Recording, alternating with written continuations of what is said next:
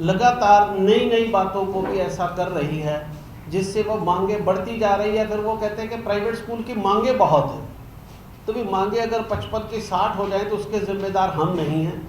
अभी पिछले दिनों आपने देखा होगा, आप भी एक कार्यक्रम में पहुंचे होंगे जिसमें मेधावी बच्चों को पुरस्कृत किया गया।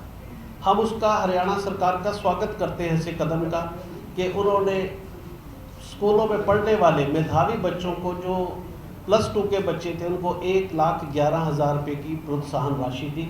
हम खुले दिल से इसका स्वागत करते हैं। बच्चों का प्रोत्साहन करना एक सराहनीय कदम है और ऐसे कदम उठाते रहने चाहिए, क्योंकि बच्चे ही राष्ट्र का भविष्य हैं और देश का आने वाला भविष्य है।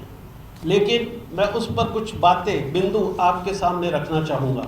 ये मेरे हाथ में एक नीति है, डॉक्टर अम्बेडकर मेधावी छात्र संशोधित योजना 2024, जिस पे लोग अभी अप्लाई भी कर रहे हैं। इस पे कैटेगरीज हैं जिनको मेधावी छात्रों को, जिनको मेधावी छात्र माना जाता है। उसमें एससी कैटेगरी में है 10th क्लास, रूरल में 60%, अर्बन में 70%। एससी कैटेगरी में 12th में रूरल में 70%, अर्बन में 75%। और उसके बाद बीसीए कैटेगरी है, बीसीए कैटेगरी 10th क्लास में रूरल में 60% और अर्बन में 70%। BCB and general category 10th class में रूरल में 75% और अर्बन में 80%। तो मेरा कहने का अभिप्राय ये है कि जब बच्चों को प्रोत्साहित किया जाना चाहिए तो बिना भेदभाव के किया जाना चाहिए। प्राइवेट स्कूल के बच्चों को इग्नोर किया गया, वहाँ भी एससी बच्चे थे। मेरिट को इग्नोर किया गया, 90% को किया गया। इस प्रकार से मेरिट पे तो इतने बच्चे आते हैं, तो इसके अनुसार मेरिट पे बच्चों को क्यों नहीं प्रोत्साहित किया गया? सरकार के पास कोई खजाने की कमी नहीं है, टैक्सेस हम लोग देते हैं।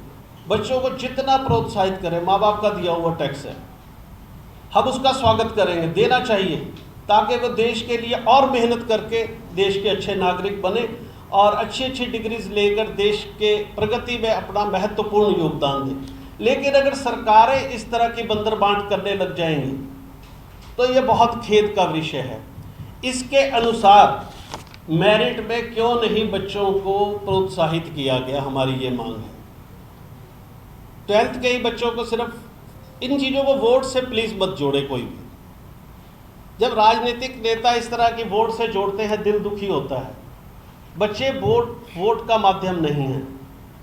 बच्चों को प्रोत्साहित जितना किया जाए उतना कम है, लेकिन जो नीतियां बनी है उसका पूरा अनुसरण होना चाहिए। बिना नीतियों के आप इस तरह सा काम करेंगे, बच्चों में भी भेदभाव लाएंगे, तो आप नेता कहलाने के लायक मैं तो नहीं मानता ऐसी बातें कि अगर देश में इस तरह की बातें की जाए, प्रदेश में इस तरह की भेदभाव की बातें की जाए, तो ये कहीं पर भी शुभ संकेत नहीं है स्वस्थ प्रजातंत्र के।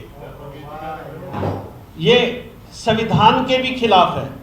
कहाँ लिखा है संविधान में कि बच्चों के साथ बंदर बांट की जाए? कहीं नहीं लिखा होगा। और आपकी नीतियों में कहाँ लिखा हुआ है?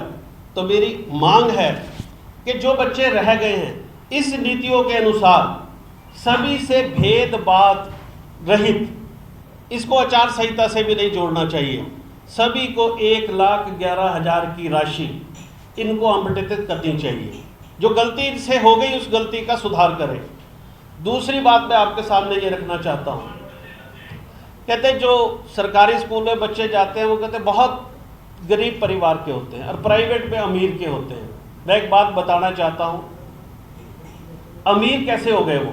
हरियाणा बोर्ड के जो स्कूल हैं 700, 800, 1000 रुपये फीस लेते हैं। एक बच्चा सरकारी में पढ़ रहा है, एक गवर्नमेंट में पढ़ रहा है। क्या 1000 रुपये महीने की फीस देने वाला, जब 134 की बारी आती थी तब तो कहते थे 2.5 लाख वाला जो बच्चा है वो गरीब है, जिसके पिता के 2.5 लाख इनकम है।